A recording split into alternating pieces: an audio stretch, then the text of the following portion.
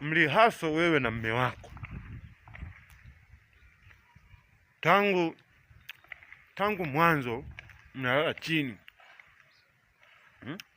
mkampata Mwajuma ndala ndefu, mpo mnalala chini. Sasa mmekuja kufanikiwa, unachukua maamuzi ya kwenda kwa mganga ili umuue mme wako, ubaki na zile mali.